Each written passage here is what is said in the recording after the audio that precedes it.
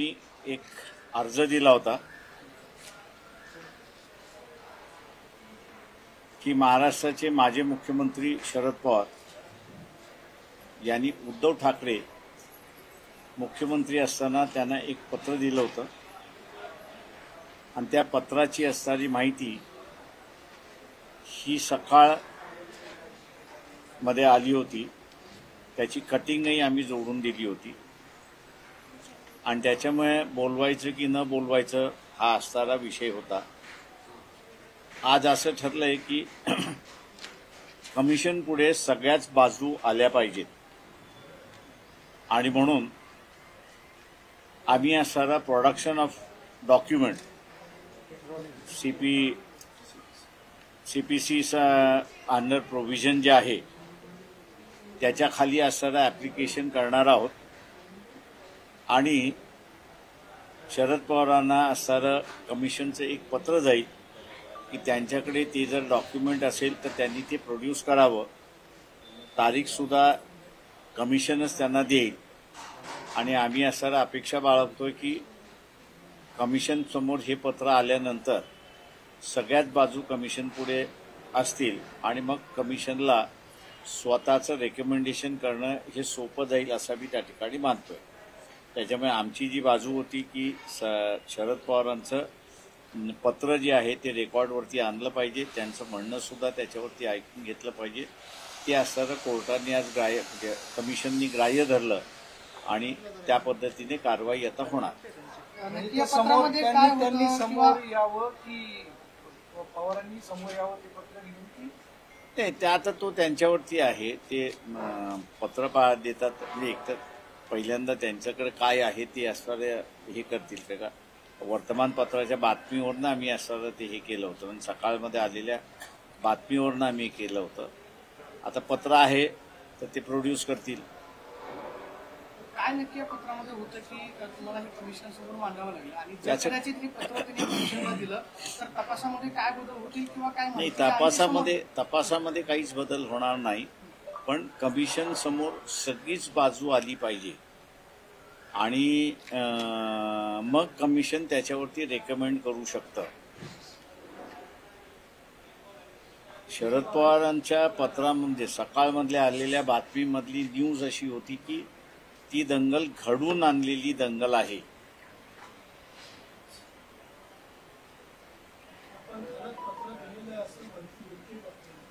त्यांच्या न्यूजमध्ये जे आहे ते पत्र त्यांनी मुख्यमंत्री उद्धव ठाकरे यांना दिलंय असं त्याच्यामध्ये त्यांनी उल्लेख केलेला आहे।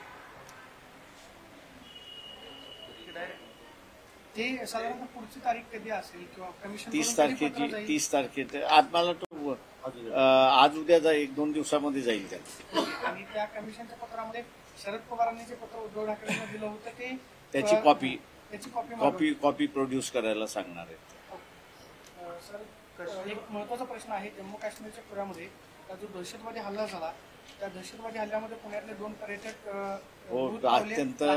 अत्यंत दुःखद घटना आहे। माहिती आम्ही घेतोय, संध्याकाळी मी त्याच्यावरती स्टेटमेंट करणार आहे। पण अशा पद्धतीने थँक्यू चला संध्याकाळी करणार है। हाँ, आज जो है कमीशन के सामने सुनवाई हुई। सुनवाई का एक मुद्दा था कि सकाळ न्यूज़पेपर जो है उसमें एक खबर आई थी कि शरद पवार ने उस वक्त के जो मुख्यमंत्री है उद्धव ठाकरे इनको एक लेटर लिखा था और एसआईटी मार्फत इसकी जांच करने की मांग उन्होंने की थी और उसमें ऐसा भी न्यूज़ में सजेशन है कि ये किन लोगों ने किया है ऐसे जानकारी उनके पास है। तो कमीशन को हमने कहा कि सब तथ्य कमीशन के पास आने चाहिए। अभी तक ये लेटर का जिक्र नहीं हुआ है, इसलिए कमीशन ने शरद पवार जी को समन्स भेजना चाहिए, प्रोडक्शन का समन्स भेजना चाहिए और वो लेटर जो है उनके पास से मांगना चाहिए। ऐसी मांग हम लोग ने की है। कमीशन ने इसको मांग लिया है। 1-2 दिन में जो है आज या कल शरद पवार के पास वो लेटर प्रोड्यूस करने का समन्स हमदस्त जो है वो चले जाएगा और 30 तारीख जो टेंटेटिव ये है, 30 तारीख को फाइनलाइज किया है कि वो लेटर है या नाही है, उसकी एक है. संध्याकाळी तुम्ही कुठे या संदर्भात बोलणार आहात? हल्ल्याच्या संदर्भात पुण्यातच बोलणार आहे.